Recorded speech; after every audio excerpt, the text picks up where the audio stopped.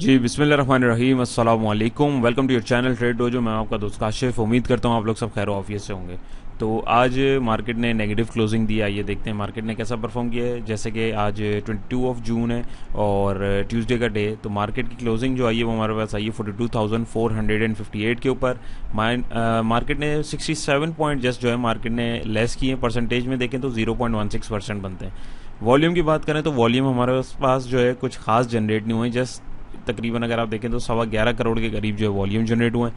Previous closing इसकी जो थी वो थी 42,525 की। डे रेंज की बात करें तो सिर्फ 400-500 पॉइंट्स के दरमियान ही जो है इंडेक्स फ्लक्चुएट हुआ और at the end of the day उसने अपनी ओपनिंग के पास ही आके जो है क्लोजिंग जो है दे दी, बल्कि ओपनिंग से नीचे दी है तभी नेगेटिव हुई है। इसी की ग्राफिकल रिप्रेजेंटेशन अगर आप देखें तो ये देखें, इंडेक्स खुला, हाई लगाया, फिर हाई लगाने की कोशिश करी, at the end of the day उसने जो है अपनी ओपनिंग से इसने जो है नीचे closing they the. That's why ये 67 पॉइंट इसमें से टूटे। 52 वीक रेंज की अगर हम बात करें तो ये जो इसका नेविगेटर है ये आगे की तरफ बढ़ रहा है Aahista Aahista. Top active stocks की बात करें तो PRL, TPLB, Synergy, GGL, Unity, Tele, Oboy, Lotcam, TPL और हम नेटवर्क वगैरह थे। तो आइए देखते हैं मार्केट में प्लेयर्स की कैसी परफॉर्मेंस रही। तो जैसे कि 22 का ये हमारे पास फीपीलीपी चार्ट है, तो इसमें फीपी हमारे सेलिंग पे रहे, लीपी हमारे बाइंग पे रहे। बैंक 1.08 मिलियन डॉलर की बाइंग के साथ रहे। ब्रोकर्स हमारे 0.47 मिलियन डॉलर की सेलिंग के साथ। कंपनी 0.39 मिलियन डॉलर की बाइंग के साथ। फॉरेन कॉर्पोरेट्स 1.28 मिलियन डॉलर की सेलिंग के साथ।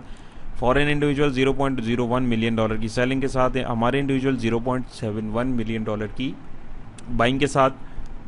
इंश्योरेंस कंपनी 0.99 मिलियन डॉलर की सेलिंग के साथ। म्यूचुअल फंड्स हमारे 0.42 मिलियन डॉलर की बाइंग के साथ। एनबीएफसी 0.22 मिलियन डॉलर की सेलिंग के साथ रहे और अदर ऑर्गेनाइजेशन 0.14 मिलियन डॉलर की बाइंग के साथ और ओवरसीज पाकिस्तानी हमारे 0.24 मिलियन डॉलर की बाइंग के साथ रहे। ओवरऑल देखें तो 1 2 3 4 5 6 बायर रहे, 1 2 3 4 5 हमारे पास सेलर रहे। और इन सब में अगर हम देखें सबसे बड़ा बायर हमें जो दिख रहा है वो हमारे बैंक्स, जिनकी बाइंग थी 1.08 मिलियन डॉलर की, और सबसे बड़ा सेलर हमारे पास था फॉरेन कॉर्पोरेट 1.28 मिलियन डॉलर की सेलिंग के साथ। एक चीज़ अगर आप गौर करें, ओवरऑल सिनेरियो देखें तो कोई इतना अच्छा वॉल्यूम अगर इसके हिसाब से आप देखें प्लेयर्स की जो परफॉर्मेंस जैसे हम लोग डेली देख रहे होते हैं उस हिसाब की ऑल तो जनरेट नहीं हुई है। लेकिन एक इसमें अच्छी अलामत ये लग रही है कि सबसे एक अच्छी चीज़ अगर आप देखें तो बैंक्स जो हैं एक मार्केट का एक अच्छे प्लेयर्स जैसे जो होते हैं, जो मार्केट के साथ चलते हैं, जो मार्केट को मोमेंटम देने में काम आते हैं, बड़े प्लेयर्स हमारे, उनमें बैंक्स है कि उसकी बाइंग दिखी। कंपनीज हमारी जो है उनकी बाइंग हमें दिखी और म्यूचुअल फंड्स हमारे काफ़ी टाइम से सेलिंग पे थे, उनकी बाइंग हमें दिखी। अदर ऑर्गेनाइजेशन और ओवरसीज पाकिस्तानी की तरफ से भी हमें बाइंग देखने को मिली है, जो कि एक अच्छा सिग्नल है। बट लेकिन हम लोग सिर्फ जो है इसके बिहाफ के ऊपर ट्रेड नहीं करते, लेकिन एक ये सिनेरियो है, एक अच्छे लेवल के ऊपर मार्केट है, ऑलरेडी डिस्काउंटेड है, तो ये प्लेयर्स जो है अपना मार्केट में इंटरेस्ट दिखा रहे हैं और थोड़ा थोड़ा माल एक्यूमुलेट कर रहे हैं, जो कि एक अर्ली सिग्नल होता है मार्केट के रिवर्सल का। लेट्स सी आगे क्या बनता है। टॉप कंट्रीब्यूटर में अगर हम सेक्टर वाइज देखें तो फर्टिलाइजर सेक्टर ने 48 पॉइंट इंडेक्स में ऐड करा है, टोबैको सेक्टर ने 17, कमर्शियल बैंक ने 17, power generation 4, insurance 3, real estate 2 और थोड़े थोड़े पॉइंट दूसरे सेक्टर्स ने ऐड करा है। नेगेटिविटी में सीमेंट ने 39 पॉइंट जो इंडेक्स में से लेस करा है, टेक्नोलॉजी सेक्टर ने 28, oil and gas exploration company ने 21, oil and gas marketing company ने 18, फार्मास्यूटिकल ने 11, टेक्सटाइल ने 9, इन्वेस्टमेंट बैंक ने 9, ऑटोमोबाइल 7 और थोड़े थोड़े पॉइंट दूसरे सेक्टर्स ने भी लेस करवाए।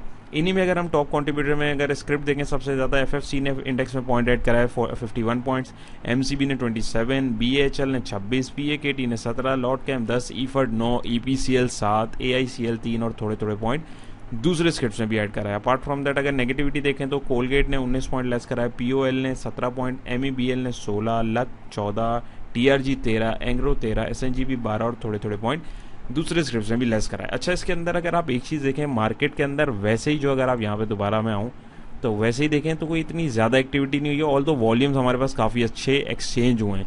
अब ये वॉल्यूम बेसिकली मतलब माल चिपकाया गया है, प्रॉफिट टेकिंग की गई है, लेट्स सी, ये अभी हम चार्ट के ऊपर डिस्कस करते हैं। लेकिन अगर आप ओवरऑल देखें तो इसमें जो टॉप परफॉर्मिंग में हमारे पास स्टॉक्स हैं तो उनमें हमारे पास ये सारे हैवी वेटेज वाले स्क्रिप्ट जो हैं यहाँ पे शो हो रहे होते हैं, जो इंडेक्स को बेसिकली मैनेज करने में काम आ रहे होते हैं, जिनकी ट्रेडिंग से इंडेक्स के अंदर पॉइंट लेस या ऐड किए जा सकते हैं। तो उसमें आप देखें जैसे पोल है, कोलगेट है, और ये आपके एफएफसी वगैरह हैं, ये इस तरह के बड़े बड़े स्क्रिप्ट्स को अगर आप देखें तो इन्होंने इंडेक्स को बैलेंस रखने की कोशिश करी है और इन्होंने ही इंडेक्स में पॉइंट्स जो हैं ऐड करवाएं।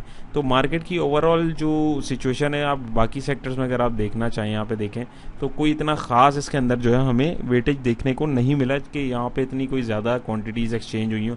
कमर्शियल बैंक एक रेगुलर हम देख रहे होते हैं, फर्टिलाइजर देख रहे होते हैं, टोबैको, पावर जनरेशन और ये दूसरे सेक्टर्स इतने ज़्यादा काम में नहीं आते, लेकिन अगर आप देखें तो आज सिर्फ इन्होंने थोड़े थोड़े पॉइंट इसके अंदर ऐड करवाएं। तो ये एक चीज़ होती है, इसको फोकस किया करें। और बाकी जो परफॉर्मिंग स्टॉक्स या सेक्टर्स जो होते हैं उनको आप देखें तो वो बाकायदा नेगेटिव ही रहे हैं। 100 इंडेक्स के चार्ट की तरफ चलते हैं तो ये हमारा कल वाला ही चार्ट है जो हम लोग डिस्कस करते हुए आ रहे हैं। तो इसमें अगर आप देखें तो आपको यही लेवल हमने बताया था कि यहाँ से मार्केट रेजिस्ट हो सकती है और मार्केट के लिए रेजिस्टिंग पॉइंट आ रहा है, और आप देखें बिल्कुल एग्जैक्ट वहीं से मार्केट रेजिस्ट हुई, ना कि सिर्फ रेजिस्ट हुई, यहाँ पे इसने एक कैंडलस्टिक पैटर्न बना के भी एक अर्ली इंडिकेशन हमें दे दी है रिवर्सल की।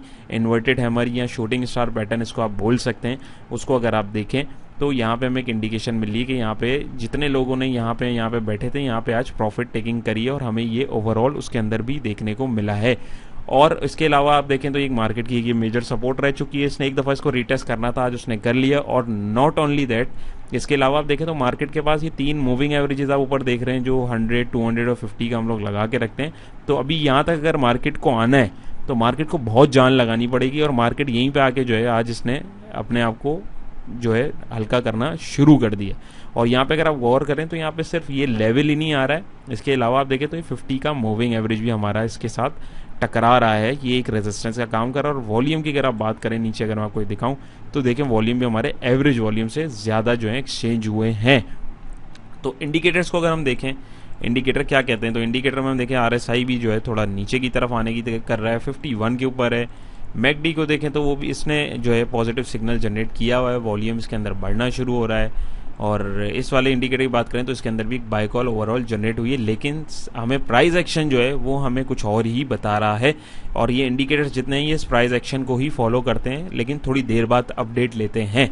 तो ये चीज़ होती है प्राइस एक्शन। और अपार्ट फ्रॉम दैट इसके अलावा मैं आप लोगों को एक चीज़ और बताना चाहूँगा, जो दोस्त प्राइस एक्शन को यहाँ चार्ट पे किस तरीके से इस तरह वर्किंग आप करके प्रॉफिट्स बना सकते हैं और अपनी ट्रेड्स को मैनेज कर सकते हैं अगर आप चाहते हैं, तो इसके लिए हमारा जो है टेक्निकल एनालिसिस का बैच नंबर 2 इंशाल्लाह ताला स्टार्ट हो रहा है नेक्स्ट मंथ की स्टार्टिंग में।